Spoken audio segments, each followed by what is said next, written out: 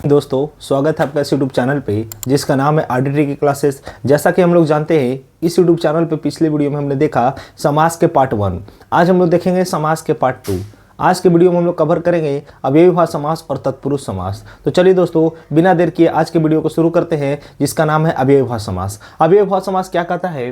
कहता है जिस समास में सिर्फ पूर्व पद प्रधान हो, जिस समास में सिर्फ पूर्व पद प्रधान हो उसे हम लोग कौन सा समास कहते हैं? अव्ययीभाव समास। जिस समास में सिर्फ पूर्व पद हम लोग पिछले वीडियो में देखे थे कि पूर्व पद किसे कहते हैं। पूर्व पद कहते हैं पहले वाले पद को और उत्तर पद कहते हैं बाद वाले पद को। समास में कितने पद होते हैं? 2 पद। पहले वाले पद को पूर्व पद कहा जाता है और बाद वाले पद को उत्तर पद कहा जाता है। तो किस समास में सिर्फ पूर्व पद की प्रधानता होती है, यानी पहले वाले पद की प्रधानता होती है, तो क्या बोलेंगे? अव्ययीभाव समास। क्या बोलेंगे? अव्ययीभाव समास। जैसा कि हम लोग लिखा हुआ है यहाँ पर देखते हैं, कहता है जिस समास में सिर्फ पूर्व पद प्रधान हो उसे क्या कहते हैं? अव्ययीभाव समास कहते हैं। दूसरा नेम कहता है जिस समास में अव्यय के रूप में अव्यय के रूप में प्रथम पद में क्या लगा हो? यथा। किसी भी समास के यदि प्रथम पद में आपको यथा दिख जाए, प्रति दिख जाए, भर दिख जाए, बे दिख जाए और आकर आ दिख जाए, तो उसे हम लोग कौन सा समास की श्रेणी में रखेंगे? अव्ययीभाव समास कहेंगे। कौन सा समास कहेंगे? अव्ययीभाव समास। क्या कहता है? जिस समास में अव्यय के रूप में यथा लगा रहे, प्रति लगा रहे, भर लगा रहे, बे लगा रहे और आकर आ लगा हो, और नहीं आकर आ, बड़ी आ की मात्रा, तो उसे कौन सा समास कहेंगे? अव्ययीभाव समास कहेंगे। जैसा कि आप लोग नीचे दिए गए एग्जाम्पल से देख सकते हैं। प्रतिदिन, क्या लिखा है? प्रतिदिन। आप देखिए पहला पद क्या दिख रहा है? प्रति। क्या दिख रहा है? प्रति दिख रहा है। तो ये कौन सा समास होगा? अव्ययीभाव समास। प्रतिदिन हो, प्रतिहार हो, प्रत्यय हो, जिसका संधि विच्छेद करने पर भी पहला पद यदि प्रति आ जाए तो वो भी हमारा अव्ययीभाव समास की श्रेणी में आता है। ठीक है, याद रखिएगा। प्रतिदिन हो गया, प्रतिमान हो गया, प्रतिहार हो गया, ठीक ना, प्रतिरूप हो गया, ये सब कौन से समास में आएंगे? अव्ययीभाव समास। भर पेट, भर भी लगा रहे, यथा हो गया, भर हो गया, प्रति हो गया, बे हो गया, आकर आ हो गया। इन पांचों यदि किसी भी शब्द के प्रारंभ में लगे हों तो उसे कौन सा समास कहेंगे? अव्ययीभाव समास। याद रखिएगा बढ़िया से। जैसे यहाँ है भरपेट। क्या है? भरपेट। आप देखिए पहला पद क्या दिख रहा है? भर। क्या दिख रहा है? भर दिख रहा है। तो आप याद रख सकते हैं भरपेट हो, भरदम हो, भरसक हो, ठीक है ना, ये सारे शब्द कौन से समास कहलाएंगे? अव्ययीभाव समास कहे जाते हैं। याद रखिएगा। आजन्म, आजन्म, जन्म के पहले क्या लगा है? आकर आ, ये भी कौन से समास होंगे? अव्ययीभाव समास। लेकिन अगर सिर्फ अ रहता, छोटी अ की मात्रा सिर्फ अ, तो उसे हम लोग नए समास की श्रेणी में रखेंगे, जो हम लोग अगले वीडियो में देखेंगे। ठीक है। यथाशक्ति, यथाशक्ति, जिसके पहले क्या लगा रहा है? यथा। यथा, प्रति, भर, बे, आकर, आ, ये 5 वर्ड आपको याद रखनी है। इन 5 वर्ड को हम लोग कौन सा समास कहते हैं? अव्ययीभाव समास कहते हैं। बढ़िया से याद रखिएगा। यथाशक्ति, पहला वर्ड क्या लगा है? यथा। ये कौन सा समास होगा? अव्ययीभाव समास। चाहे वो यथाशक्ति की बात करे, यथासंभव की बात करे, यथाशीघ्र की बात करे, ये सारे वर्ड कौन सा समास कहलाएंगे? अव्ययीभाव समास कहलाएंगे। बेइज्जती, बेइज्जती, चाहे वो पेटचिरवा बा हो या फिर वह हो, इन सभी से यदि किसी शब्द की प्रारंभ हो रही है तो वो कौन से समास कहलाएंगे? अव्ययीभाव समास। बेइज्जती, या पहला पद क्या देख रहे हैं? बे। पहला शब्द क्या देख रहे हैं? बे देख रहे हैं, तो ये कौन सा समास हो जाएगा? अव्ययीभाव समास हो जाएगा। एक और नोट कहता है, क्या कहता है? सुनिएगा यहाँ पे। कहता है जिस समास में 2 पदों के बीच योजक चिन्ह लगा हो। क्या लगा हो? योजक चिन्ह। हम लोग पढ़े थे योजक चिन्ह में। बताइए योजक चिन्ह किस समास में पढ़े थे? हाँ, द्वंद्व समास में पढ़े थे भैया। द्वंद्व समास में क्या कहता है कि 2 पदों के बीच यदि योजक चिन्ह लगा हो और दोनों पद एक दूसरे के विपरीत हो तो वो अव्ययीभाव होते हैं। ठीक है। लेकिन अगर 2 पदों के बीच योजक चिन्ह लगा हो और दोनों पद एक ही जैसे हो तो वो अव्ययी होता है। कौन सा समास होता है? अव्ययी होता है। जैसा कि आप देख सकते हैं, रातों रात के बीच में क्या लगा है? हैफन लगा है, लेकिन दोनों पद क्या एक दूसरे के विपरीत है? नहीं। विपरीत कब होता है? जब रात और दिन बोलते, और रात और दिन बोलते तो वो हमारा द्वंद्व समास होता, अव्ययीभाव समास नहीं होता। लातों लात, लातों लात, अब देखिए लातों लात, बीच में हैफन लगा है, लातों लात एक ही जैसे बढ़े, तो ये कौन से समास होंगे? अव्ययीभाव समास होंगे। धीरे धीरे, धीरे धीरे भी कौन से समास हो गए? अव्ययीभाव। आगे आगे अव्ययीभाव। ठीक है ना। मंदम मंदम अव्ययीभाव। ठीक है ना। ये सारे वर्ड कौन से समास होते हैं? अव्ययीभाव। हाँ, अव्ययी और द्वंद्व दोनों कंफ्यूजन करने वाला चीज है, तो याद रखिए। एक मोटा मोटी चीज ऐसे समझिए कि अव्ययीभाव जो समास होते हैं उसमें दोनों पद एक ही जैसे होते हैं, और जो द्वंद्व समास होते हैं उसमें दोनों पद एक दूसरे के विपरीत होते हैं। अच्छा है तो उसका उल्टा बुरा होगा। ठीक है ना। अगर अच्छा अच्छा लिखा है तो अव्ययी होगा, लेकिन अच्छा बुरा लिखा है तो द्वंद्व समास होगा। उम्मीद करते हैं आपको यह अव्ययीभाव समास समझ में आया होगा। चलते हैं हम लोग अगले समास, जिसका नाम है तत्पुरुष। पुरुष समास क्या है? कहता है जिस समास में उत्तर पद प्रधान हो। अभी तक हम लोग देखे दोनों पद प्रधान, फिर देखे पूर्व पद प्रधान, फिर देखे अव्यय, उसके बाद देख रहे हैं उत्तर पद, यानी किस समास में उत्तर पद की प्रधानता होती है, यानी बाद वाले पद प्रधान होते हैं और पहला वाला पद गौण होता है, मतलब उसका कोई अर्थ नहीं होता है, गौण होता है, ठीक है, वो प्रधान नहीं होता। देखिए लिखा हुआ है, जिस समास में उत्तर पद प्रधान हो, जिस समास में उत्तर पद प्रधान हो और पूर्व पद गौण हो, क्या हो, गौण हो, मतलब पूर्व पद की कोई वैल्यू नहीं है, वैल्यू ज्यादा किसका है, उत्तर पद का, यानी बाद वाले पद का है, तो उसे कौन से समास कहते हैं, तत्पुरुष समास। कौन से समास, तत्पुरुष समास। आपसे पूछेगा किस समास में उत्तर पद की प्रधानता होती है, क्या बोलेंगे, तत्पुरुष समास। किस समास में पूर्व पद गौण होता है, क्या बोलेंगे, तत्पुरुष समास। दोनों तरह के क्वेश्चन पूछे जाते हैं, आप बढ़िया से याद रखिएगा, ठीक है। अगला कहता है, दूसरा नियम कहता है, तत्पुरुष समास में दोनों पदों के बीच कारक की विभक्ति होती है। वेरी इंपॉर्टेंट लाइन, ये याद रखिएगा, किस समास में दोनों पदों के बीच कारक की विभक्ति होती है। अब ये कारक क्या है, हम लोग कारक के बारे में भी जानेंगे। अभी आप सुन लीजिए, कारक के मुख्यतः 8 भेद होते हैं। कितने भेद, 8 भेद। पहला होता है कर्ता कारक, दूसरा होता है कर्म कारक, तीसरा करण कारक, चौथा संप्रदान कारक, पांचवा आपादान कारक, छठा संबंध कारक, सातवां अधिकरण कारक और आठवां क्या होता है, संबोधन। तो याद रखिएगा आठों, पहला कर्ता, दूसरा कर्म, तीसरा करण, चौथा संप्रदान, पांचवा अपादान, छठा संबंध, सातवां अधिकरण, आठवां संबोधन। ये 8 हमारे कारक के भेद होते हैं, ठीक है। तो ये कहता है किस समास के दोनों पदों के बीच, किस समास में दोनों पदों के बीच कारक की विभक्ति आती है और बाद में लोप हो जाती है। लोप मतलब बाद में वो विभक्ति गायब हो जाती है। कैसे होती है हम लोग सारा चीज समझेंगे। पहले डेफिनेशन समझिए, जो लाइन है इसका मतलब समझिए। तत्पुरुष समास में दोनों पदों के बीच कारक की विभक्ति होती है। आपसे तत्पुरुष समास से ऐसे क्वेश्चन पूछते हैं, किस समास में दोनों पदों के बीच कारक की विभक्ति होती है, तत्पुरुष समास। किस समास का उत्तर पद पूर्व प्रधान होता है, क्या बोलेंगे, तत्पुरुष समास। किस समास का पूर्व पद गौण होता है, क्या बोलेंगे, तत्पुरुष समास। बढ़िया से याद रखिएगा, ठीक है। नीचे कहता है तत्पुरुष समास के मुख्यतः 6 भेद होते हैं। कितने भेद होते हैं, 6 भेद, 6 भेद। तत्पुरुष समास के कितने भेद, 6 भेद। 6 भेद कौन कौन होता है, देखिए यहाँ नाम लिखा हुआ है। जैसा कि हमने अभी पढ़ा कारक के 8 भेद होते हैं, तो आप ऊपर से कर्ता कारक को हटा दीजिए और नीचे से संबोधन कारक को हटा दीजिए। बीच में जो 6 बचते हैं वही हमारे तत्पुरुष समास के भेद होते हैं। 6 कौन कौन है, देखिए। पहला है कर्म तत्पुरुष, पहला क्या है, कर्म तत्पुरुष। दूसरा है करण तत्पुरुष, दूसरा करण। तीसरा है संप्रदान, चौथा है आपादान, पांचवा है संबंध और छठा है अधिकरण। छठा क्या है, अधिकरण। इन सब के बारे में डिटेल में हम लोग समझेंगे, ठीक है। एक एग्जाम्पल दिया गया, उसके माध्यम से समझते हैं, बाकी हम लोग आगे देखेंगे, ठीक है। राजा का पुरुष, राजा का पुरुष, जैसे ये हमारा राजा का पुरुष समास नहीं है, ये राजा का पुरुष हमारा क्या है, विग्रह है। क्या है, विग्रह। जैसा कि हम जब समास स्टार्ट किए थे पढ़ाना, तो उस समय बताए थे कि समास का विलोम विग्रह होता है। समास में 2 शब्दों को जोड़ करके बनाते हैं, जैसे संधि में वर्णों को जोड़ के बनाते हैं, वैसे ही समास में किसका मेल होता है, शब्दों का।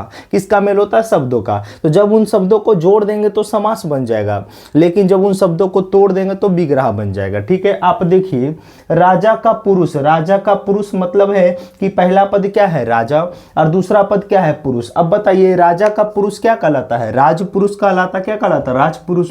अब इसमें पुरुष की प्रधानता है कि राजा की प्रधानता है, तो प्रधानता किसकी है, पुरुष की।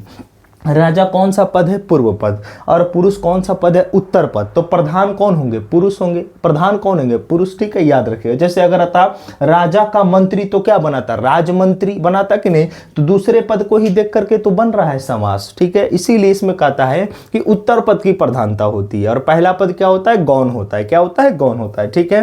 पहला पद में आप जो भी जोड़िएगा, दूसरा पद में कुछ भी जोड़ दीजिएगा तो वो बन जाएगा, ठीक है। तो राजा का पुरुष ये हमारा क्या है, विग्रह है, और राजा का पुरुष, इन दोनों के बीच में देखिए क्या लगा है, ये क, क्या लगा है, क। और ये क हमारा किसका विभक्ति होती है, कारक की। क किसका विभक्ति होती है, कारक की। संबंध का के की होता है कि नहीं, इनके बारे में डिटेल में हम लोग समझेंगे अगले स्लाइड में, ठीक है। अभी आप बस ये याद रखिए कि इनके 6 भेद होते हैं। और एक एग्जाम्पल ये समझिए, राजा का पुरुष मिला देंगे तो क्या बना देगा, राजपुरुष। राजा पहला पद, पुरुष दूसरा पद, इन दोनों को जोड़े कौन रखा है, ये क रखा है। जब इन दोनों को मिला देंगे तो राजपुरुष बना है। अब बताइए, राजपुरुष में कहीं आपको क दिख रहा है, नहीं दिख रहा है, ठीक है। इसका लोप हो गया कि नहीं, तो वही चीज यहाँ कहता है। तत्पुरुष समास में दोनों पदों के बीच कारक की विभक्ति आती है और बाद में लोप हो जाती है, उस विभक्ति क्या होती है, गायब हो जाती है। ठीक है, उम्मीद करते हैं आपको इतना चीज समझ में आया होगा। चलते हम लोग आगे तत्पुरुष समास को पूरा डिटेल में समझते हैं। चलिए दोस्तों, हम लोग चलते हैं अगले समास पर, जिसका नाम है पूरा तत्पुरुष समास के बारे में डिटेल में समझते हैं। जैसा कि हमने पिछले वीडियो में देखा, तत्पुरुष समास के मुख्यतः कितने भेद होते हैं, 6 भेद। उन्हीं 6 भेद के बारे में हम लोग डिटेल में समझते हैं। सबसे पहला कहता है कर्म तत्पुरुष। पहला कौन सा भेद था, कर्म तत्पुरुष। कर्म तत्पुरुष में कौन सी विभक्ति आती है, को। एक तरफ हमने लिख दिया तत्पुरुष समास जितने भी हैं, एक तरफ उनके विभक्ति, एक तरफ उनके कुछ उदाहरण। ठीक है ना, तो चलिए देखते हैं। सबसे पहला तत्पुरुष समास कौन सा है, कर्म तत्पुरुष। कर्म तत्पुरुष जिसका विभक्ति क्या है, को। तत्पुरुष समास कैसे पहचानेंगे, जब भी दो पद को यदि हम अलग कर रहे हैं, दो पद को तोड़ रहे हैं, दो शब्द को तोड़ रहे हैं और उनके बीच यदि कारक की विभक्ति आ जाती है तो उसे हम लोग तत्पुरुष समास की श्रेणी में रखेंगे। लेकिन अब एग्जामिनर जो है एडवांस हो गया है, वो ये क्वेश्चन पूछता है कि ये किस तत्पुरुष समास की श्रेणी में है, तो उसके लिए आपको सारे भेद जानने होंगे। तो चलिए शुरू करते हैं। तो कर्म तत्पुरुष में विभक्ति क्या है, को, यानी जिसमें दो पदों के बीच समास विग्रह करने पर को आ जाए उसे हम लोग कर्म तत्पुरुष में रखेंगे। जैसे आप एग्जाम्पल के तौर पे देख सकते हैं, स्वर्ग को प्राप्त करने वाला, स्वर्ग को प्राप्त करने वाला। यहाँ पे देखिए दो पदों के बीच क्या दिख रहा है, को दिख रहा है। क्या दिख रहा है, को। स्वर्ग को प्राप्त करने वाला के लिए एक शब्द क्या होगा, स्वर्ग प्राप्त। क्या होगा, स्वर्ग प्राप्त। तो आपसे पूछेगा स्वर्ग प्राप्त किस समास में आएगा, तो क्या बोलेंगे, तत्पुरुष समास। कैसे आएगा, क्योंकि स्वर्ग और प्राप्त के बीच में आपको क्या दिख रहा है, को दिख रहा है। कारक की विभक्ति, और को किस कारक में आता है, कर्म कारक में। तो किस तत्पुरुष समास के भेद में आ जाएंगे, कर्म तत्पुरुष। आपसे डायरेक्ट पूछेगा किस समास में है, तो तत्पुरुष समास बोलेंगे। लेकिन पूछेगा कौन से तत्पुरुष समास में है, तो क्या बोलेंगे, कर्म तत्पुरुष। उम्मीद करते हैं समझ में आया होगा। दूसरा तत्पुरुष समास क्या कहता है, करण तत्पुरुष। क्या कहता है, करण तत्पुरुष। और करण तत्पुरुष में विभक्ति क्या लगता है, से का मतलब द्वारा। देखिए से आप यहां भी देख रहे हैं और से आपको यहां भी दिखेगा, लेकिन दोनों का अर्थ अलग प्रकट होता है। एक से का मतलब होता है द्वारा और दूसरा से का मतलब होता है जुदाई। द्वारा कहने का मतलब किसी के द्वारा हम कोई कार्य कर रहे हैं। जैसे कहने का मतलब मैं मार्कर से लिख रहा हूँ, किससे लिख रहा हूँ, मार्कर से। तो बताइए मार्कर के द्वारा लिख रहे हैं कि नहीं। या मैंने बोला मैं साइकिल से घर जाता हूं, तो मैं किसके द्वारा साइकिल के घर जा रहा है, तो साइकिल के माध्यम से, है कि नहीं। माध्यम बोल सकते एक, तो वो करण में आता है। लेकिन आपादान में जुदाई होता है। जैसे मैंने बोला मैं घर से विद्यालय गया, मैं घर से विद्यालय गया, तो अब बताइए घर को मैं छोड़ा तब तो विद्यालय गया, तो घर से अलग हुआ। ठीक है, तो उसमें आ जाएगा आपादान कारक। ठीक है, मैंने बोला बिल्ली छत से कूद गई, बिल्ली छत से कूद गई, तो छत से कूदी है तो बिल्ली छत से अलग होगी, होगी कि नहीं, बिल्कुल होगी। तो अलग होगी तो वहां पर कौन से कारक आएंगे, आपादान, यानी कि जुदाई वाला। लेकिन वही मैंने बोला कि माँ चाकू से फल काटती है, सब्जी काटती है, तो चाकू से यानी चाकू के माध्यम से, तो वो करण कारक में आएंगे। ठीक है, उम्मीद करते हैं करण कारक और आपादान कारक समझ में आया होगा। करण तत्पुरुष क्या कहता है, जिसमें विभक्ति से रहे, यानी जिस समास विग्रह करने पर, जिस शब्द का समास विग्रह करने पर दो पदों के बीच क्या आ जाए, द्वारा आ जाए या फिर से आ जाए। से का मतलब द्वारा ही होता है, तो उसे हम लोग कौन से समास में रखेंगे, तत्पुरुष समास। और कौन से तत्पुरुष समास में रखेंगे, तो करण तत्पुरुष। कौन से तत्पुरुष, करण तत्पुरुष। जैसे आप एग्जाम्पल के माध्यम से देख सकते हैं, मैंने बोला सूर द्वारा रचित, सूर द्वारा रचित, तो सूर द्वारा रचित से एक शब्द क्या बनेगा, सूर रचित बनेगा कि नहीं, सूर रचित। जैसे मैंने बोला तुलसी द्वारा रचित, तो तुलसी रचित होगा कि नहीं, एकदम होगा। जायसी द्वारा रचित, तो जायसी रचित। वैसे ही, ठीक है ना, आप अपना नाम से जोड़ करके देखिए, किसी का नाम लीजिए। जैसे मैंने बोला सुनील द्वारा रचित, तो सुनील रचित। मैंने बोला रोहित द्वारा रचित, तो रोहित रचित। मैंने बोला अमन द्वारा रचित, तो अमन रचित। ये कहने का मतलब एक सेंस है, एज अ एग्जाम्पल के तौर पे हम समझ रहे हैं। ठीक है, तो गुरु के लिए यहाँ पर क्या है, सूर द्वारा रचित, तो ये क्या बना दिया, सूर रचित। इसके दोनों पदों के बीच क्या लगा है, द्वारा लगा है। ठीक है, इसको हम लोग कौन से समास में रखेंगे, तत्पुरुष समास। और कौन से तत्पुरुष समास में रखेंगे, तो करण तत्पुरुष। ठीक है, अगला कहता है संप्रदान तत्पुरुष। संप्रदान तत्पुरुष, बाकी हम लोग कारक के लिए वीडियो लेकर के आएंगे। कारक भी हम लोग पूरा डिटेल में समझेंगे, हर चीज हम लोग फुल्ली डिटेल में समझेंगे। ठीक है, आप टेंशन नहीं लीजिए। संप्रदान तत्पुरुष की अगर बात करें तो इसमें विभक्ति क्या आता है, को और के लिए। को और के लिए, ये को नहीं, ये को मत समझिएगा, को लिए और के लिए, ये सेंटेंस है। ठीक है। तो संप्रदान तत्पुरुष में को और के लिए आता है। कहने का मतलब कि जिस शब्द का समास विग्रह करने पर दो पदों के बीच के लिए आ जाए या फिर को लिए आ जाए तो उसे हम लोग संप्रदान तत्पुरुष में रखेंगे। ठीक है, जैसा आप एग्जाम्पल देख सकते हैं, मैंने यहाँ लिखा गुरु के लिए दक्षिणा।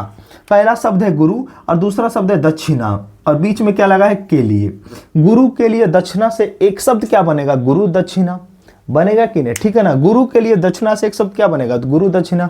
तो आपसे पूछे गुरु दक्षिणा किस समास में आएंगे तो क्या बोलेंगे, तत्पुरुष समास। लेकिन कौन से तत्पुरुष समास में आएंगे तो बोलेंगे संप्रदान तत्पुरुष। कौन से तत्पुरुष, संप्रदान। आप कैसे पहचानिएगा, तो जब भी आपको कोई शब्द दे तो आप उस शब्द को तोड़िए।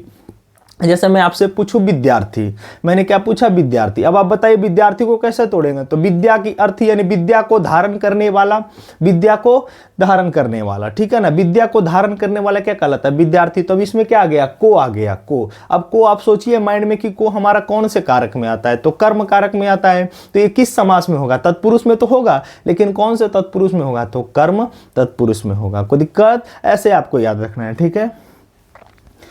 अगला कहता है आपादान तत्पुरुष। आपादान तत्पुरुष में विभक्ति क्या आता है, से आता है। से यानी कि जुदाई, से यानी कि जुदाई। और यहाँ पर से मतलब क्या समझे हम लोग, द्वारा। क्या समझे, द्वारा। और यहाँ पर से का मतलब क्या समझ रहे, जुदाई। कहने का मतलब कि जब दो पदों के बीच से लगा रहे और उससे अलगाव की भावना प्रकट हो तो उसे हम लोग कौन से समास में रखते हैं, तत्पुरुष में तो रखते हैं, लेकिन कौन से तत्पुरुष में, आपादान तत्पुरुष। जैसे आप समझिए एग्जाम्पल यहाँ लिखा है धन से हीन। क्या लिखा है, धन से हीन। अब आप बताइए धन से हीन किसे बोलेंगे, जकरा ही धन ढेर है क्या उसको बोलेंगे, नहीं।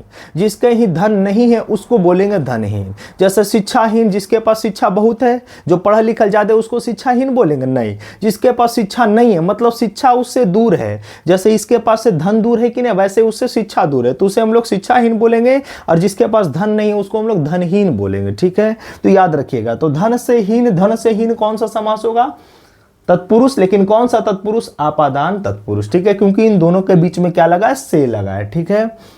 धनहीन हो गया तत्पुरुष समास और आपादान तत्पुरुष। अगला कहता है संबंध तत्पुरुष। क्या कहता है, संबंध। और संबंध तत्पुरुष का विभक्ति क्या है, काके की। क्या है, काके की। कहने का मतलब जब दो पदों के बीच या तो का दिख जाए, के दिख जाए या फिर की दिख जाए तो इसे हम लोग संबंध तत्पुरुष में रखेंगे। जैसे एग्जाम्पल देखिए, विद्या का आलय। विद्या का आलय मतलब विद्या का घर, विद्या का घर। देखिए विद्या और आलय के बीच में क्या दिख रहा है, क दिख रहा है। और क हमारा आता है किसमें, संबंध में। किसमें आता है, संबंध में। आप यहाँ विभक्ति देख सकते हैं, इसीलिए हमने एक तरफ समास लिखा, एक तरफ विभक्ति लिखा और एक तरफ उदाहरण लिखा, ताकि चीजें समझने में आपको दिक्कत ना हो, ठीक है। काके की, विद्या का आलय। अभी देखिए विद्या और आलय के बीच में क्या दिख रहा है, क दिख रहा है। और इनको अगर जोड़ देंगे तो क्या बना देगा, विद्यालय। विद्यालय। और विद्यालय हमारा किस समास में आएगा, तत्पुरुष। और कौन से तत्पुरुष में आएगा, संबंध तत्पुरुष, ठीक है। उम्मीद करते हैं कि आपको समझ में आ रही होगी, ठीक है। अगला कहता है अधिकरण तत्पुरुष। लास्ट है अधिकरण तत्पुरुष। क्या कहता है, इसमें विभक्ति क्या लगता है, में और पर। में और पर इसमें विभक्ति लगता है, यानी जब हम लोग दो शब्द को तोड़ें और उनके बीच में और पर दिख जाए तो उसे हम लोग अधिकरण तत्पुरुष में रखेंगे। लेकिन ये सारे कौन से समास है, पूरा जो यहाँ पर लिखा है सारे हमारे तत्पुरुष समास में आते हैं, ठीक है। एग्जाम्पल देखिए, घोड़े पर सवार। घोड़े पर सवार तो उसको हम लोग क्या बोलते हैं, घुड़सवार बोलते हैं कि नहीं। घोड़े पर सवार तो घुड़सवार कहलाता है, ठीक है। तो घोड़े और सवार के बीच में क्या लगा है, पर। और पर किसका सूत्र होता है, किसकी विभक्ति होती है, अधिकरण की। इन दोनों को मिला देंगे कौन सा शब्द बन जाएगा, घुड़सवार बन जाएगा, ठीक है। फिर से समझिए, एक बार रिकॉल करते हैं हम लोग। कर्म तत्पुरुष में को आता है, एग्जाम्पल स्वर्ग को प्राप्त, स्वर्ग प्राप्त। आपको तत्पुरुष समास पहचानना कैसे है, तो आपको शब्द को तोड़ देना है। शब्द को तोड़ेंगे और उनके बीच में कौन सी विभक्ति फिट बैठती है। अगर विभक्ति आ जाती है तो हम लोग तत्पुरुष बोलेंगे, और विभक्ति अगर नहीं आती है तो हम लोग और भी समास बोलेंगे, जो हम लोग पढ़ेंगे हम लोग, ठीक है ना। 4 समास पढ़ लिए हम लोग। द्वंद्व के बारे में जान लिए, दिग्गु के बारे में जान लिए हैं, उसके बाद अव्ययी भाव समास के बारे में जान लिए और तत्पुरुष समास के बारे में जान लिए। चारों हम लोग डिटेल में समझ लिए, ठीक है। उम्मीद करते हैं आपको ये वीडियो पसंद आया होगा। यदि वीडियो पसंद आता है तो आप इस वीडियो को ज़्यादा से ज़्यादा लाइक करें, सब्सक्राइब करें और ज़्यादा से ज़्यादा शेयर करिए। आज के लिए इतना ही, बाकी मिलते हैं कल। जय हिंद।